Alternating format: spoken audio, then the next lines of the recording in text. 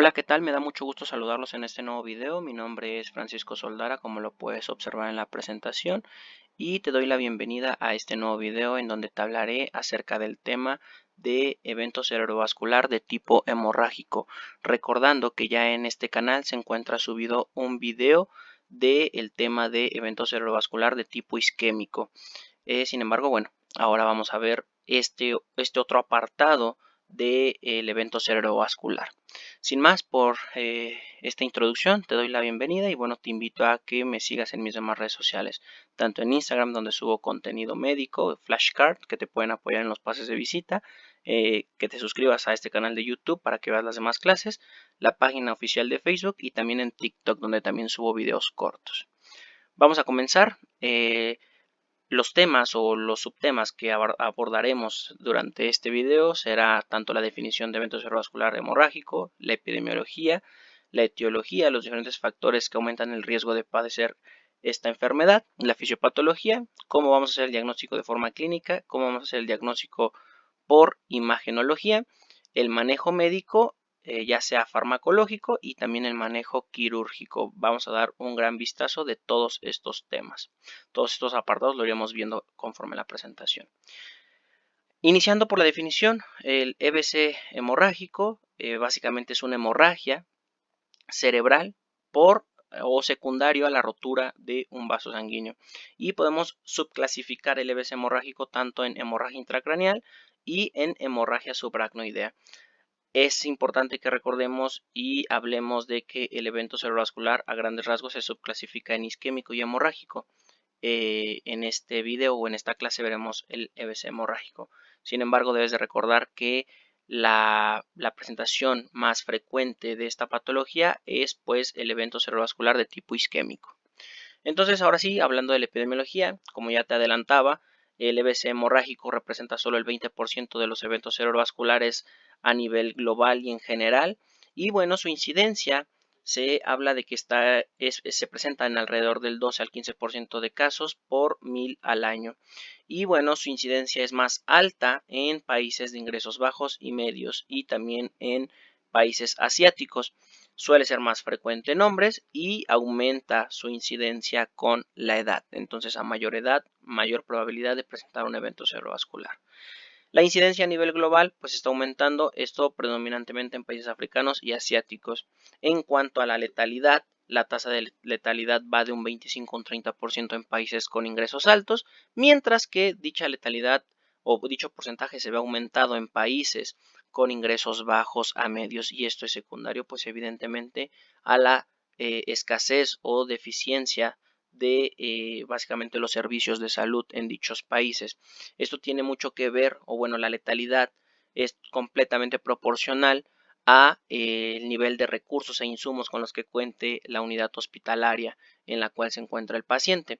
Específicamente hablando de la eficacia de los cuidados críticos, si se trata de un hospital que tiene una unidad de cuidados intensivos para empezar, pues evidentemente la letalidad del paciente que presenta esta patología va a disminuir. ¿Por qué? Porque cuenta con mayor recurso tanto humano como insumos y pues básicamente para poder tratar y diagnosticar esta patología. Cosa contraria en países en los cuales no tiene ni siquiera unidad de cuidados intensivos o su unidad de cuidados intensivos no está muy desarrollada o no cuenta con lo mínimo indispensable, pues la letalidad de los pacientes que están atendidos en esa unidad hospitalaria pues va a aumentar. Una vez dejado en claro esto, hay que hablar de los factores de riesgo. Dichos factores van a ser aquellos que van a aumentar el riesgo de una persona de poder presentar o padecer esta patología. El tabaquismo es uno de los principales, además también el consumo ya sea moderado o intenso de alcohol, y bueno, el alcoholismo crónico pues aún más son factores de riesgo muy importantes. También la enfermedad hepática crónica puede aumentar el riesgo de sufrir una hemorragia intracraneal debido a la coagulopatía y trombocitopenia. Y pues estos van de la mano. Si tenemos un paciente que consume de forma crónica alcohol, pues puede presentar una hepatopatía, y pues la más conocida que todos lo sabemos pues es la cirrosis alcohólica hepática. Entonces, pues si tiene un paciente una enfermedad hepática, pues recordemos que el hígado tiene funciones indispensables o un rol muy importante en cuanto a la coagulación de la sangre, esto por la producción de diferentes factores de la coagulación. Entonces, si es un paciente que tiene su hígado enfermo, pues por tanto puede presentar problemas de la coagulación y por tanto aumentar su riesgo de presentar un evento cerebrovascular. Otro factor de riesgo son las microhemorragias cerebrales asociadas a la hipertensión, la diabetes mellitus y el tabaquismo. Entonces, básicamente enfermedades crónico-degenerativas, ¿cuáles? Principalmente la hipertensión arterial y la diabetes mellitus. La edad avanzada ya lo mencionábamos, conforme aumentamos o avanzamos de edad, el riesgo es aún mayor. Y bueno, la incidencia de hemorragia intracraneal aumenta después de los 55 años de edad. El riesgo relativo después de los 70 es de 7, entonces pues un paciente con edad avanzada tiene mayor riesgo. Terapia antiplaquetaria dual tiene un mayor riesgo de hemorragia intracraneal que la monoterapia. Entonces, aquel paciente que esté con antiagregante plaquetario, con anticoagulante oral, etcétera, que tenga una terapia dual, pues entonces puede presentar un evento cerebrovascular. Por eso es importante que cuando nosotros nos llega un paciente del cual estamos sospechando evento cerebrovascular, interrogamos acerca de consumo de medicamentos. Llámese aspirina, llámese parina, llámese rivaroxaban, llámese enoxaparina, llámese cualquier copidogrel, por ejemplo, cualquier anticoagulante o cualquier antiagregante plaquetario, pues es importante interrogarlo y dejarlo bien estipulado en nuestra historia clínica. Consumo de simpaticomiméticos como lo es la cocaína, la heroína, las anfetaminas, la efedrina y bueno, algunas otras toxinas o drogas que se consumen y que pues aumentan el riesgo de presentar una hemorragia cerebral.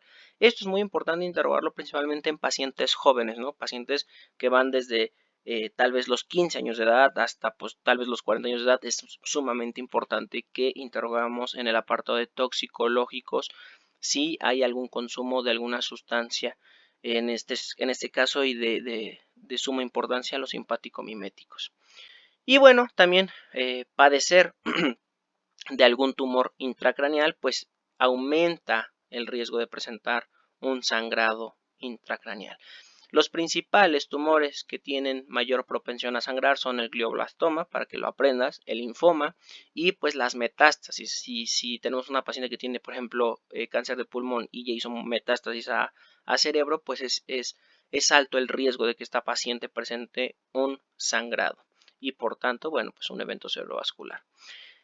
También el adenoma hipoficiario y el hemangioblastoma. Otro factor muy importante, el sexo, principalmente, pues, y de importancia el sexo masculino, ya lo habíamos mencionado. Entonces, si los factores de riesgo anteriores los subclasificáramos en modificables y no modificables, tendríamos que dentro de los modificables tenemos pues aquellas enfermedades crónico-degenerativas, por ejemplo la hipertensión arterial sistémica, que se trate de un paciente que se encuentre maltratado o mal controlado de su hipertensión arterial sistémica, pues va a aumentar su riesgo. Esto es un factor de riesgo modificable porque el paciente con un buen apego a tratamiento, con un buen diagnóstico y un buen esquema de tratamiento antihipertensivo, pues puede disminuir dicho riesgo de presentar EBC hemorrágico. Coagulopatías, pues es algo que también si hay tratamiento, pues se puede manejar y sobrellevar. El tabaquismo, evidentemente hay que deshabituarnos de este mal hábito. El alcoholismo también, evidentemente, ya lo habíamos mencionado. ¿Por qué? Porque puede desencadenar también una enfermedad hepática y pues por sí mismo el alcoholismo también aumenta el riesgo de presentar un EBC hemorrágico. La diabetes mellitus, muy importante, también el control de esta enfermedad. El consumo de drogas, pues evitarlo.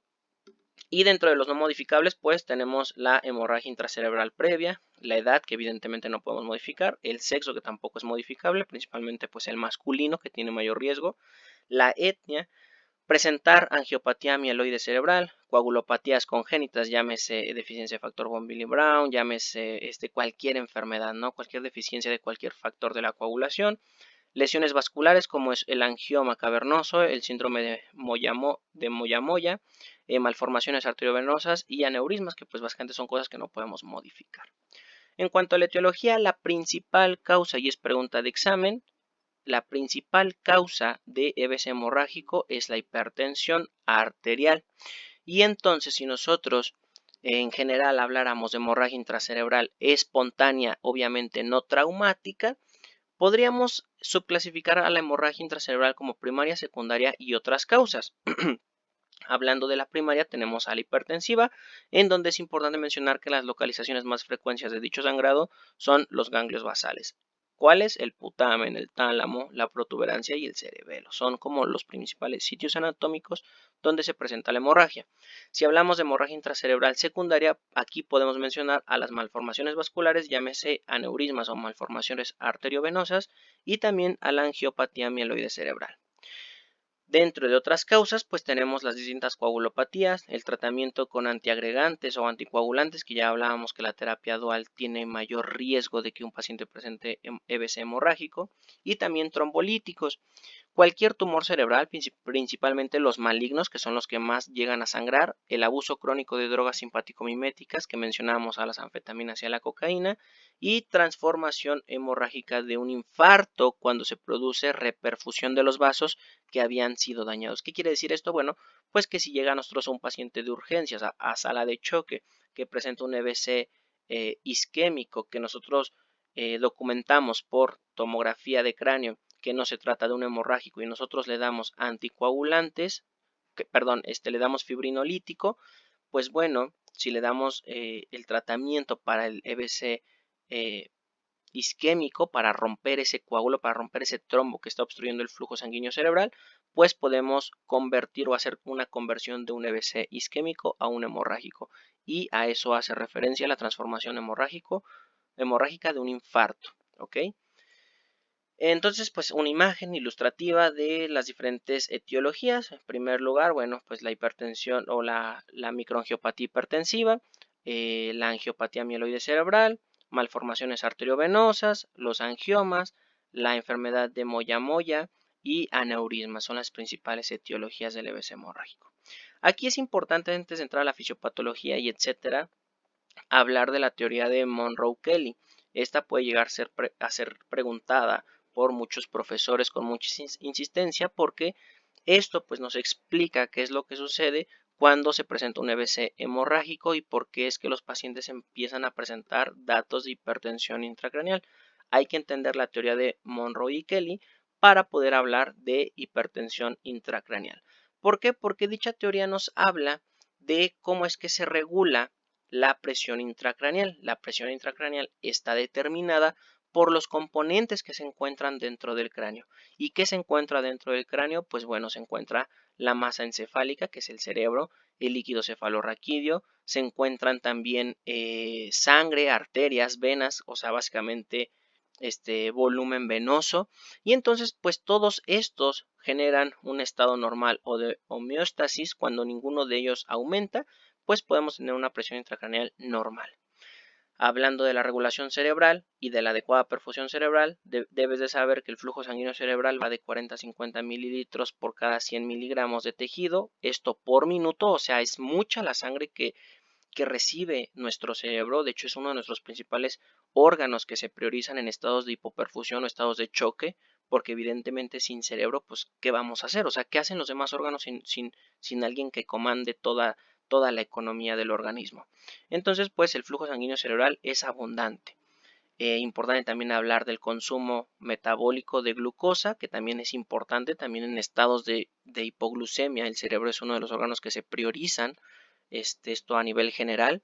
Y bueno, una vez sabiendo todo esto, cuando un paciente presenta una hemorragia intracerebral, esto va a generar un efecto de masa. ¿Por qué? Porque al aumentar el volumen sanguíneo intracraneal y al formarse un hematoma, esto va a generar una disminución progresiva del flujo sanguíneo arterial y posteriormente una alteración del drenaje venoso, y por tanto esto va a dar lugar a un estado de hipertensión intracraneal. Si nosotros tenemos un efecto de masa, tenemos una masa presente, ya sea un tumor o, por ejemplo, en este caso, un hematoma que está ocupando espacio dentro de nuestro cráneo, pues va a generar un efecto de masa, y con ello va a empezar a obstruir el flujo sanguíneo que llega al cerebro, y también va a funcionar como un drenaje obstruido, como si ya no pudiera salir el líquido cefalorraquídeo, por ejemplo, y entonces esto va a elevar la presión intracraneal. Si entiendes la teoría de Monroe y Kelly, también podrás entender más adelante el tratamiento de la hipertensión intracraneal secundaria a EBC hemorrágico. ¿Por qué? Porque si nosotros tenemos un aumento en la masa intracraneal, nosotros podemos compensar o disminuir la presión intracraneal liberando o sacando líquido cefalorraquídeo o volumen venoso. Evidentemente, lo más factible, más accesible y mejor es liberar líquido cefalorraquídeo. Y eso más adelante lo veremos en el manejo quirúrgico. Entonces, bueno, ahora sí hablando de la fisiopatología, específicamente de la microangiopatía hipertensiva, que es la principal causa etiológica del EBC hemorrágico, debes de saber que existe una elevación súbita de la presión arterial, que es básicamente cuando hablábamos de urgencia hipertensiva y emergencia hipertensiva, cuando existe daño a órgano blanco. Evidentemente, un paciente que ingresa a un hospital con unas cifras de tensión arterial de 210 sobre 120, por ejemplo, que cumple criterios de emergencia hipertensiva, de urgencia hipertensiva, perdón, y confirmamos por una tomografía de cráneo que tiene una hemorragia intracraneal, pues hablaríamos de una emergencia. ¿Por qué? Porque ya hay lesión a órgano blanco. Entonces, existe una elevación súbita de la presión arterial, ya sea porque este paciente olvidó tomar sus medicamentos, por etcétera. Entonces, hay aumento de la rigidez arterial, hay degeneración de las metaloproteinasas, la elastina y el colágeno que se encuentran en las arterias y por tanto pierde su propiedad de elasticidad. Comienza a haber una remodelación vascular a nivel celular, se comienza a formar lipohialurosis y disecciones arteriolares verdaderas y por tanto se rompe la vaina de la arteria y con esto se permite la extravasación de sangre a alta presión hacia el parénquima profundo y con ello se da el origen de una hemorragia intracerebral.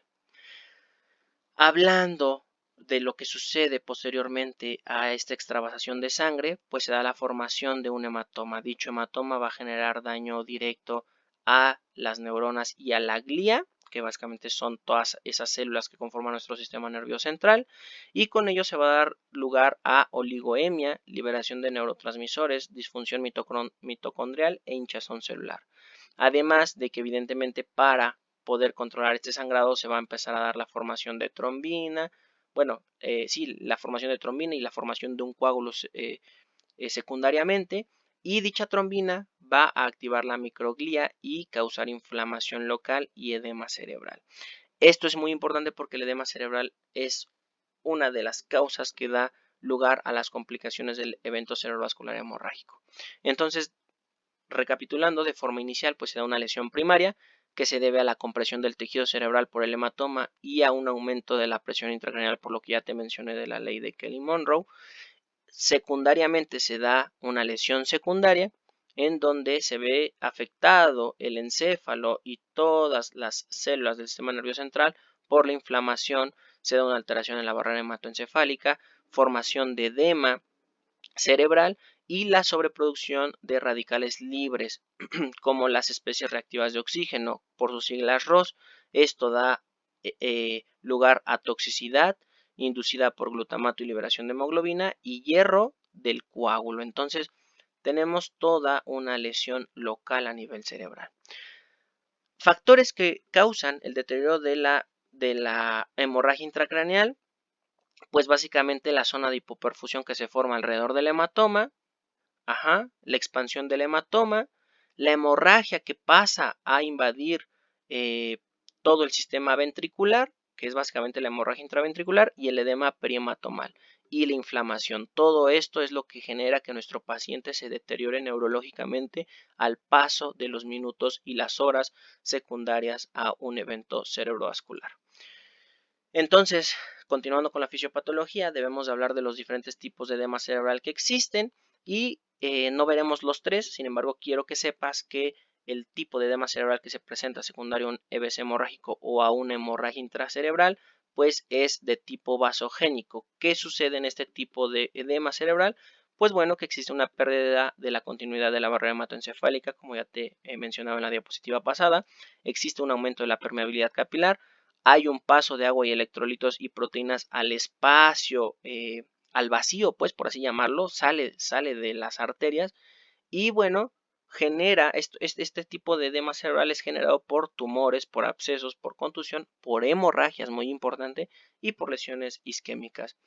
¿Qué sucede con el hematoma? Bueno, pues el hematoma que se forma por la extravasación de sangre suele agrandarse en un lapso de 3 a 12 horas y en hasta un tercio de los casos de los pacientes el hematoma se llega a agrandar dentro de las primeras 3 horas. Entonces podríamos concluir que dentro de las primeras 3 horas de que se presenta esta patología o bueno, el evento cerebrovascular, es cuando más déficit neurológico va a ocurrir. ¿Por qué? Porque la enfermedad o bueno, la formación del hematoma está progresando y está aumentando de tamaño.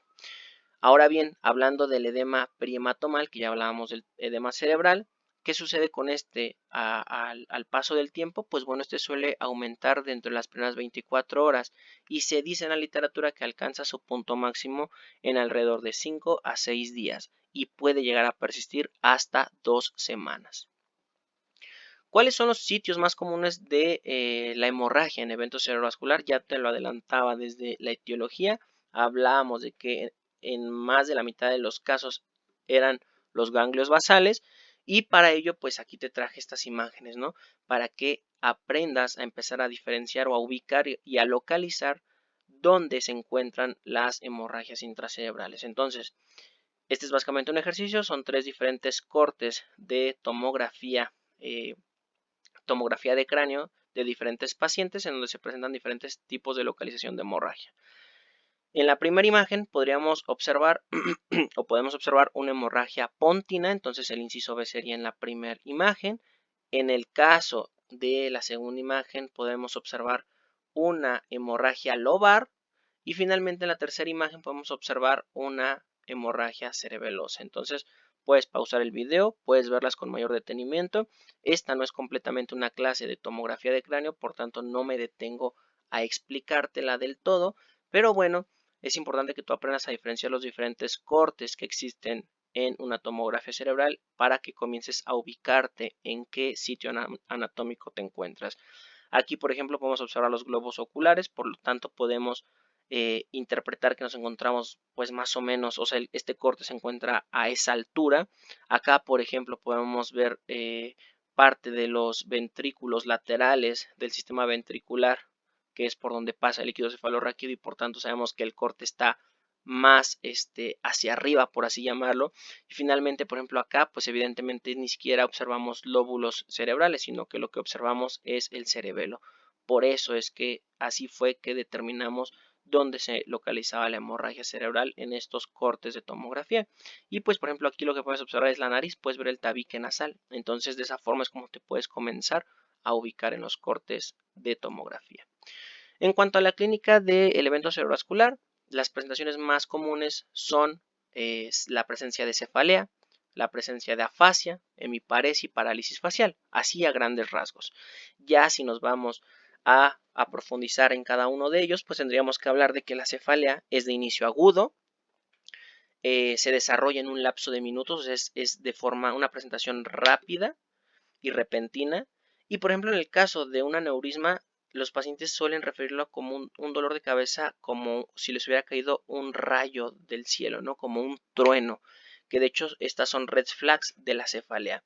Te invito también a que vayas a ver en el canal un video que ya hice previamente de red flags de cefalea que nos orientan justo a este tipo de diagnósticos que es importante identificar de forma temprana.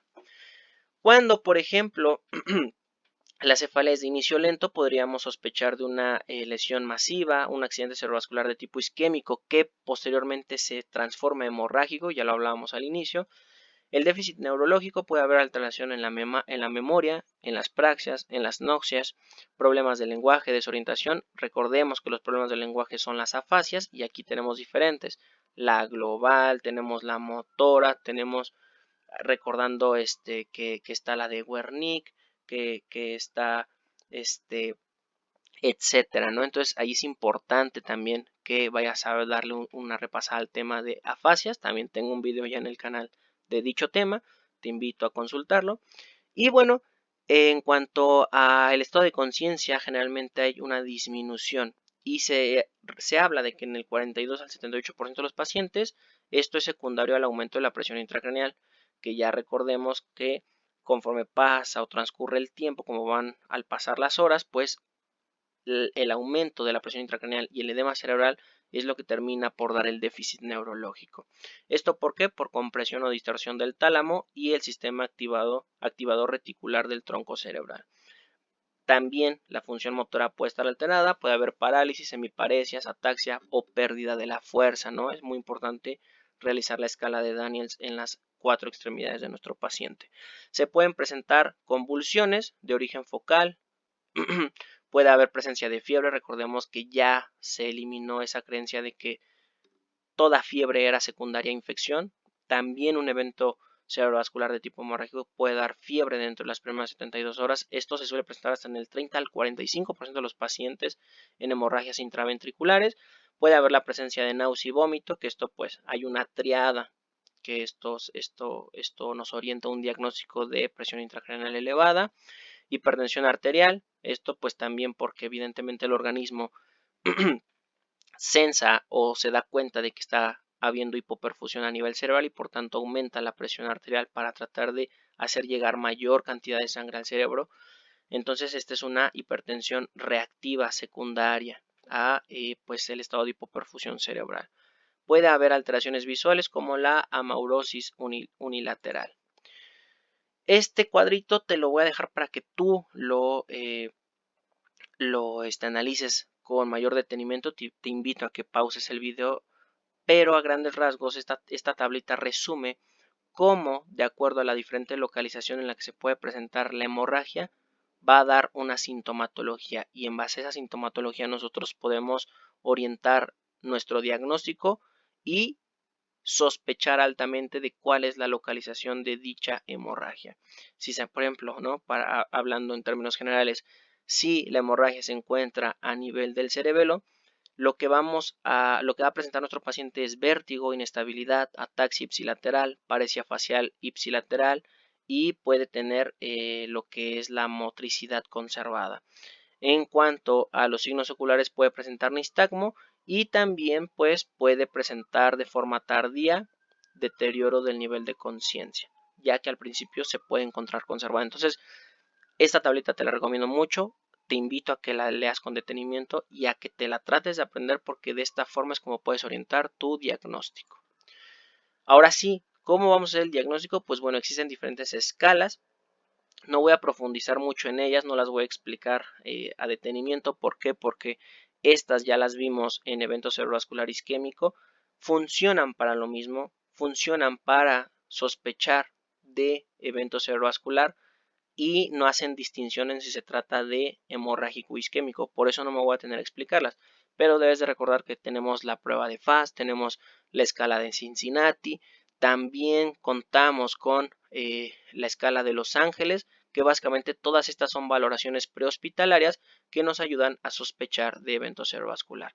Si alguna de nuestras escalas, por ejemplo en el caso del FAST, tenemos más de 2 o hasta 3 de los 4 ítems, pues la sospecha de evento cerebrovascular es alta. ¿Qué hay que hacer en cuanto ingresa al hospital?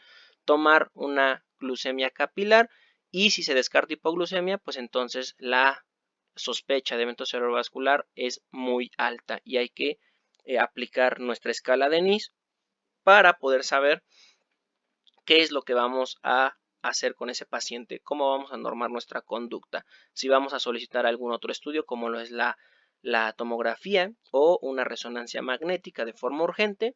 Y bueno, si el NIS tiene un puntaje mayor a 20, pues obviamente que hay que solicitar el estudio de imagen para descartar un EBC hemorrágico o confirmar más nuestra sospecha de un EBC isquémico.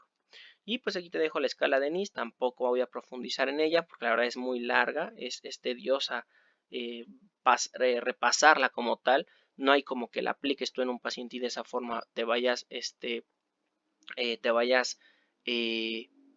conociendo con ella y veas que pues realmente es fácil de aplicar. Sin embargo es tardada, ¿no? Porque tiene muchos ítems y hay que valorar demasiados ítems, desde la fuerza, desde el lenguaje, ¿no? si el paciente responde, el nivel de conciencia, etcétera. Entonces, pues bueno, aquí te la dejo. Lo importante es que sepas que pues de esta forma es como se valora a los pacientes con evento cerebrovascular. Entonces ya dijimos que el diagnóstico es mediante la sospecha clínica, ya hablamos del cuadro clínico, hablamos de que se confirma por imagenología y el estudio de elección es la tomografía de cráneo.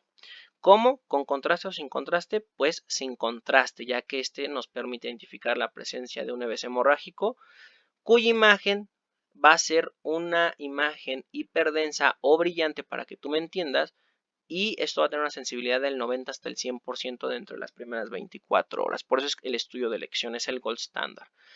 Permite una estimación precisa del volumen de la hemorragia intracerebral utilizando el método del ABC. Más adelante te lo voy a explicar un poquito más a detalle, pero básicamente es una fórmula que hay que aplicar en la tomografía en cuanto a medidas, y de esta forma nos ayuda a calcular el volumen aproximado de sangre que se encuentra en el cerebro. Y bueno, también nos ayuda a valorar si el hematoma está generando efecto de masa o alguna otra cosa. Entonces, importante que sepas o conozcas acerca de las unidades Hounsfield, que pues básicamente eso en tu computadora de tu hospital, en el sistema de rayos X, puedes con el cursor valorar las unidades Hounsfield que presenta tu tomografía. Y bueno, importante saber que el líquido cefaloespinal o cefalorraquídeo tiene unas unidades Hounsfield aproximadas de 15, la sangre de 55 a 75, la sustancia blanca de 20 a 30, la sustancia gris de 37 a 45, y bueno, el hueso es lo más hiperdenso, que por eso es que se ve tan blanco, tan brillante, tan brilloso, porque tiene unidades Hounsfield mayores a 1000. Entonces la sangre la vamos a poder observar en unidades Hounsfield que van desde los 40 hasta 70 u 80, es lo que refiere la literatura médica. Aquí está lo del cálculo del volumen estimado de sangre cuando se presenta un hematoma cerebral. Básicamente es una fórmula. El volumen cerebral en centímetros cúbicos es igual a A por B por C entre 2. Y esto pues básicamente son mediciones que hay que tomar en la computadora con la tomografía. ¿Cómo se calcula? Bueno, pues A corresponde a la medida más larga de la hemorragia en el plano axial, como aquí se observa que están midiendo. La B es la medida más larga del diámetro de la hemorragia perpendicular a la A y en el mismo plano axial de preferencia, y entonces ya tenemos A y B. Finalmente nos falta C, y C es la medida más larga de la hemorragia en plano vertical. Y todo eso, pues hay que nada más dividirlo entre 2 y tendremos el volumen estimado de sangre de ese hematoma. Predictores de expansión de hemorragia intraparenquimatosa en tomografía simple. Bueno, pues tenemos diferentes signos que son reportados en la literatura. Tenemos el signo del agujero negro, que aquí lo puedes observar, el signo de la isla, tenemos el signo de la mezcla y el signo del remolino. La verdad es que no son muy preguntables, pero pues es importante que los conozcas, así como en radiografía hablamos del signo del pozo de café, por ejemplo en cardio del signo del muñeco de nieve, etcétera, etcétera. Es importante que los conozcas. Otras imágenes para que te quede más claro de cómo se observa una hemorragia intracerebral secundaria a un evento cerebrovascular hemorrágico. Recordemos que la localización más frecuente de la hemorragia hipertensiva son los ganglios basales. Y bueno, pues aquí tenemos diferentes cortes. Una hemorragia en el tálamo izquierdo, una hemorragia en el putamen izquierdo, una hemorragia en el lóbulo cerebelar izquierdo.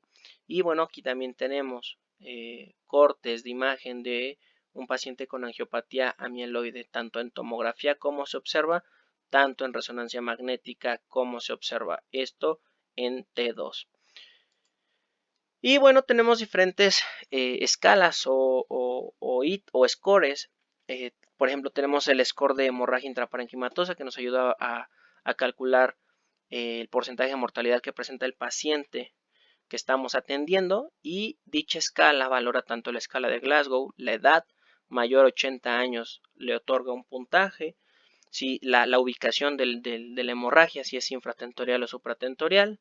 Si es infratentorial le otorga otro punto. ¿Por qué? Porque más adelante veremos que en el tratamiento quirúrgico las hemorragias profundas pues no son abordables o de fácil abordaje de forma quirúrgica y por tanto pues también tienen peor predicción o peor pronóstico, ¿no? Por eso es que aumentaría sus puntos en esta escala.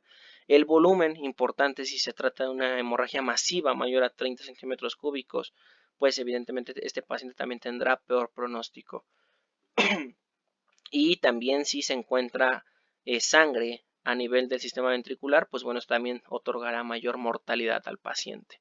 Entonces, este score nos ayuda a valorar el pronóstico de nuestro paciente en los próximos 30 días y con ello a calcular su mortalidad. Si es un paciente que presenta un punto, por ejemplo, tendrá una mortalidad del 13% dentro de los próximos 30 días.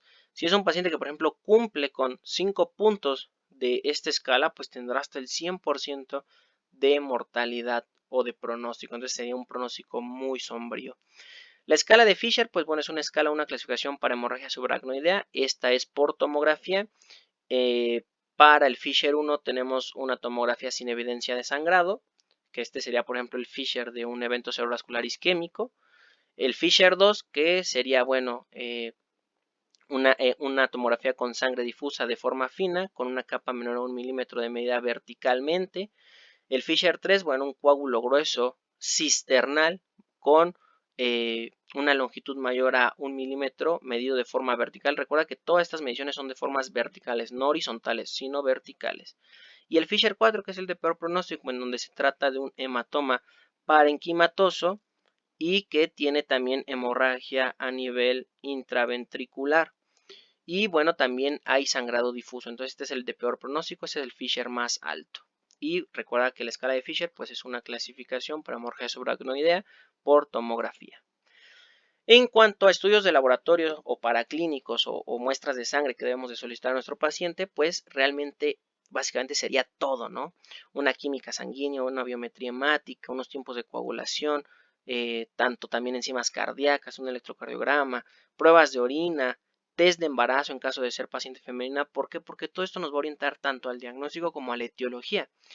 En el caso de la biometría hemática nos importan la hemoglobina, pues para ver si el paciente presenta anemia. Y si ya tenemos unos laboratorios previos con una hemoglobina, no sé, de 13 y en los siguientes paraclínicos sale con 11, pues sabremos que la hemorragia continúa. ¿Por qué? Porque hay pérdida sanguínea. Entonces eso nos habla de expansión hemorrágica y de peor pronóstico para nuestro paciente en EBS hemorrágico. Tiempos en el caso de la biometría hemática, recuento plaquetario para valorar si existe trombocitopenia. ¿Por qué? Porque esto da un aumento en la mortalidad. También niveles de glucosa en la química sanguínea, porque también tiene aumento de mortalidad. Marcadores inflamatorios es importante para, por ejemplo, endocarditis infecciosa. Tasa de filtración glomerular para saber acerca del aclaramiento de anticoagulantes orales y directos. Tiempos de coagulación, por si el paciente tomaba o estaba en tratamiento con anticoagulantes que se pudieran valorar con tiempos de coagulación. Y también pues porque sabemos que si es un paciente que tiene tiempos de coagulación prolongados, pues va a aumentar el riesgo de sangrado masivo. ¿Por qué? Porque ese sangrado nunca se va a controlar. Entonces es importante esto, ¿ok? El electrocardiograma para valorar hipertrofia del ventrículo izquierdo o anormalidades secundarias, hipertensión crónica, porque recordemos que es la principal causa etiológica de EBC hemorrágico. También valorar isquemia miocárdica o lesión cardíaca. Para eso son las enzimas cardíacas. ¿Por qué? Porque pues recordemos que el organismo prioriza el cerebro siempre. Entonces, si el organismo detecta estado de hipoperfusión cerebral, pues puede sacrificar otros órganos para priorizar al cerebro. Entonces, uno de ellos podría ser el corazón. Prueba de orina o básicamente toxicológico urinario, pues para valorar consumo de simpaticomiméticos, que eran las drogas, la cocaína. Y bueno, también test de embarazo en caso de pacientes femeninas para valorar estados hipertensivos relacionados al embarazo, como lo es la preeclampsia, la eclampsia y el síndrome de HELP, que también son algunas de las causas de EBC hemorrágico. Y bueno, en cuanto al tratamiento, en primer lugar y la primera línea de tratamiento es el control inmediato de la tensión arterial, pero es muy importante saber que no vamos a disminuir la presión arterial de forma abrupta o de forma muy de golpe. Y también debes de saber cuál es el medicamento de elección para el tratamiento de una crisis hipertensiva. En el caso del cerebro cuando se trata de una hemorragia intracraneal o subaracnoidea, el medicamento o fármaco de elección es el nicardipino. Y las metas de presión arterial sistólica varían dependiendo si es hemorragia intracraneal o hemorragia subaracnoidea. En la intracraneal, la meta de tratamiento es una presión arterial sistólica menor a 140 milímetros de mercurio. En el caso de la aracnoidea, la meta de presión arterial sistólica es menor a 160 milímetros de mercurio. Entonces, el tratamiento inicial y más importante de la hemorragia intracraneal es el control inmediato de la tensión arterial, porque ya hablamos de que es la principal causa etiológica. Y en segundo lugar, de línea de tratamiento, pues es la utilización de medidas antiedema, porque ya hablamos que el edema cerebral es lo que termina por dar el déficit neurológico conforme pasan las horas de la presentación de esta patología. ¿Cuáles son estas medidas antiedema cerebral? Pues bueno, el uso de soluciones hipertónicas, llámese solución salina al 3%, al no sé tanto por ciento, ¿no? Ahí podemos jugar con las concentraciones de la solución salina para hacerla más hipertónica, o bien el uso de manitol. ¿Esto con qué finalidad? Bueno, con la finalidad de reducir la presión intracraneal cuando así se requiera. El manejo médico también tenemos diferentes estándares de cuidado de pacientes con riesgo de hipertensión intracraneal, que son básicamente los pacientes con EBC hemorrágico, y tenemos diferentes metas a tener en pacientes con lesión cerebral aguda. Entonces vamos a hablar primero de los cuidados que debemos tener con un paciente que puede presentar hipertensión intracraneal. Debemos de mantenerlo sedado con un RAS de 0 a -2, evitar la fiebre, o sea, mantener la normotermia de 36 a 37 grados centígrados o Celsius, evitar la constipación o distensión abdominal, porque esto puede aumentar la presión intracraneal por el efecto de Valsalva, por ejemplo, y debemos de mantener la cabecera de nuestro paciente a 30 a 45 grados de elevación. Cabecera central, evitar la compresión yugular, porque eso también aumenta el flujo sanguíneo, y debemos de mantener metas de normotremia. El sodio debe de estar como meta en 135 miligramos de decilitro. ¿Por qué? Porque si también aumenta la concentración de sodio, pues esto aumenta la osmolaridad y con ello puede aumentar la extravasación de sangre o de agua a nivel cerebral y con ello aumentar la presión intracraneal. Y valorar el uso de esteroides en condiciones especiales. Otra mnemotecnia que nos es muy útil para el manejo de paciente crítico secundario a lesión cerebral aguda es la mnemotecnia GOES-CAP. La G hace referencia al control de la glucosa. Las metas de tratamiento deben de ser entre 80 y 180 miligramos de decilitro. Una disculpa, aquí no son milímetros de mercurio. La H que hace referencia a la hemoglobina. Debe de haber metas de hemoglobina de entre 7 y 9. Mayor a 9. Y debemos de valorar la hemotransfusión de derivados en pacientes que tienen hemoglobina entre 7 y 9. La O que hace referencia a la oxigenación. Debemos de mantener el oxígeno en metas de 94 a 97%. Debemos de valorar el uso de oxígeno suplementario si no estamos dentro de estas metas de tratamiento. La S que hace referencia al sodio, evitar la hipo y la hipernatremia. Ya acá en el flashcard de acá y de la izquierda ya hablábamos de la normotremia, de la importancia del sodio en metas de 135 miligramos mil equivalentes litro. Y la temperatura, evitar la hipo o hipertermia. Entonces hay que tratar también de la temperatura corporal, mantenerla en metas. La C que hace referencia a la comodidad del paciente, ya sea al manejo del dolor y la ansiedad. Por eso hablábamos de tener a nuestro paciente con sedación ligera dentro de parámetros de un RAS de 0 a -2. Y también metas de presión arterial. Las metas de presión arterial en el caso de pacientes con EBC hemorrágico, o sea, lesión cerebral aguda, deben de monitorizarse o evaluarse conforme a la presión arterial media, no en base a presión arterial sistólica o diastólica. ¿Por qué? Porque si nosotros nos dejamos guiar por ejemplo, las cifras de sistólica o diastólica, podríamos pensar que nuestro paciente está súper hipertenso, pero si nosotros le bajamos la presión arterial, podríamos disminuir la perfusión o flujo sanguíneo que llega al cerebro. Entonces, debemos de mantener como meta cifras de presión arterial medias mayores a 80 milímetros de mercurio y una presión de perfusión cerebral mayor a 60 milímetros de mercurio para no sacrificar y no dañar aún más el cerebro de este paciente. Otra cosa que se debe de evitar es la hipocapnia o la disminución de concentraciones de dióxido de carbono. Se debe de evitar que el dióxido de carbono sea menor a 35 milímetros de mercurio. Si deseas obtener estos flashcards, por ejemplo, de esta mnemotecnia del GhostCard, puedes adquirirlas de forma gratuita en mis demás redes sociales, principalmente en Instagram, es donde tengo publicadas estas imágenes. En cuanto al tratamiento quirúrgico, porque ya hablamos del manejo médico, es importante que sepas que la mayoría de los pacientes con hemorragia intracerebral no requieren cirugía. Meramente con el tratamiento médico se resuelven y tienen una mejoría ya sea total o parcial. Pero bueno, hay pacientes que sí son candidatos a tratamiento quirúrgico y son pacientes que deben de ser valorados por un neurocirujano. ¿Esto con qué finalidad o qué objetivo? Bueno, pues con el objetivo de disminuir la presión intracraneal si se trata de un paciente con hipertensión intracraneal, un paciente que tiene efecto de masa muy evidente y que puede o tiene alto riesgo de presentar herniación cerebral. También es importante que se le presenta el caso a un neurocirujano para que valore el tratamiento quirúrgico. Y bueno, también se puede valorar el retiro de sangre que causa efecto de masa o hidrocefalia. También pacientes que ya se evidenció que la causa fue un aneurisma, ya sea para clipar quirúrgicamente dicho aneurisma y se evite o se disminuye el riesgo de volver a presentar un segundo episodio.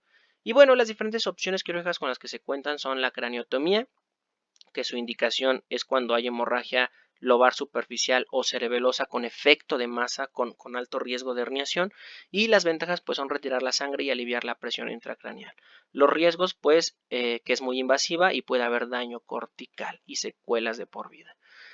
Otro procedimiento quirúrgico alternativo es la craniectomía descompresiva. Su indicación pues es cuando la presión intracraneal se encuentra elevada con edema masivo. ¿Cuáles son las ventajas? Pues que alivia la presión intracraneal, y los riesgos pues bueno, que no retira el sangrado. También existe la derivación ventricular externa. Las indicaciones son cuando existe hidrocefalia obstructiva por hemorragia intraventricular, y su ventaja es que reduce la presión intracraneal. ¿Cómo lo hace? Pues drenando el líquido cefalorraquídeo. Esto era lo que yo te adelantaba en lo de la ley de Kelly y Monroe, que si tú drenas líquido cefalorraquídeo, pues con esa solución puedes disminuir presión intracraneal.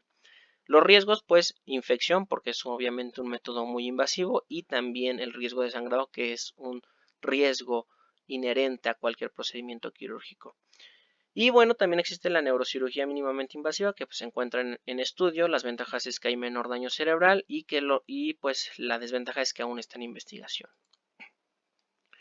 Entonces, a grandes rasgos y con lo que te tienes que quedar es que el tratamiento quirúrgico está contraindicado en hematomas profundos, principalmente ¿cuáles? Núcleos de la base y tallo cerebral. ¿Por qué? Porque el acceso quirúrgico pues es muy dificultoso y pues realmente no es posible.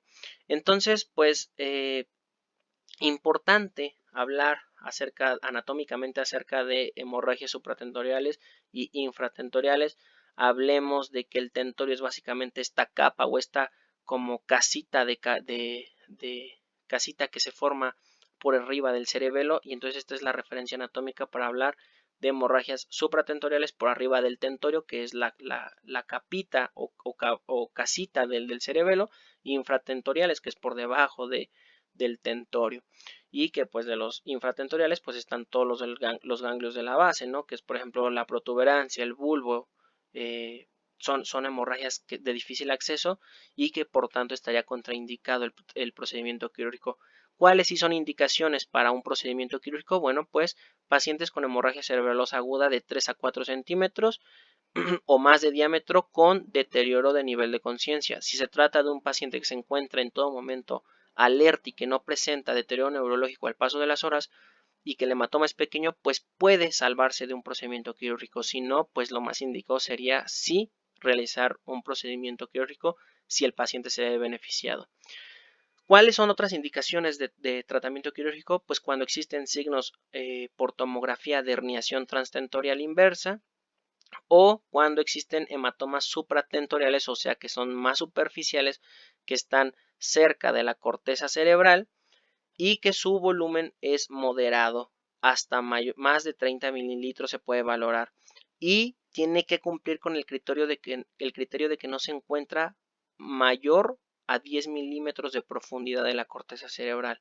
¿Por qué? Porque si no, pues vuelvo y repito a lo mismo. No se va a poder accesar de forma quirúrgica a dicho hematoma y por tanto no se va a poder drenar. Por eso es importante que cumpla con estas características para que el procedimiento quirúrgico sea viable. Y bueno, pacientes que, que presenten estas características pues pueden ser beneficiados de un procedimiento quirúrgico. Otra alternativa de tratamiento quirúrgico es el drenaje ventricular externo, que ya lo hablamos, funciona para drenar líquido cefalorraquídeo y con ello resolver los problemas de la hipertensión intracraneal. Y otra ventaja de esta alternativa es que es tanto terapéutico como diagnóstico, cumple ambas funciones. ¿Por qué? Porque con este drenaje ventricular externo se puede medir la presión intracraneal de forma muy puntual y muy específica. De hecho, es el gold standard para la hipertensión intracraneal, para el diagnóstico. ¿Por qué? Porque es el método más específico y más objetivo para calcular la presión intracraneal. No lo puse en esta presentación, no traje ninguna diapositiva de esa parte, pero recordemos que también para el diagnóstico de presión intracraneal contamos con el ultrasonido ocular, que consiste básicamente en medir el diámetro de la vaina del nervio óptico y con ello y con ciertas formulitas y ciertas tablas que ya existen, poder calcular o estimar, mejor dicho, la presión intracraneal. Ese es otro método diagnóstico de hipertensión intracraneal. Sin embargo, el gold standard y la forma diagnóstica más específica y más objetiva de calcular la presión intracraneal es con un drenaje interventricular.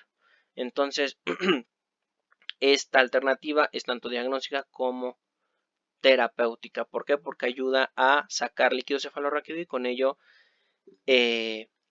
vaciar volumen intracerebral y con ello disminuir la presión intracraneal, y los pacientes se ven muy beneficiados de ello. Pocas unidades hospitalarias cuentan con este recurso, pero bueno, si se cuenta con él, hay que hacer uso de él, y por ello era que hablábamos en epidemiología de la letalidad. Unidades hospitalarias con este recurso y con el recurso humano que sepa colocar dicho drenaje, pues evidentemente que sus pacientes tendrán menor letalidad que pacientes que en su unidad hospitalaria no cuentan con dicho recurso. Sin más por este video, te agradezco tu atención, te invito y te pido que por favor me ayudes dando manita arriba a este video, que lo compartas con más compañeros, que te suscribas para que te llegue notificación cada que yo suba nuevo contenido y que si tienes alguna duda acerca del tema la dejes en los comentarios, ya que puedo ayudarte a resolverla. Te invito además que me sigas en mis demás redes sociales, como ya te invitaba desde un inicio, pero bueno, te insisto de nueva forma que por favor me apoyes y ayudes a este proyecto a crecer aún más. Sin más por este video, hasta el próximo.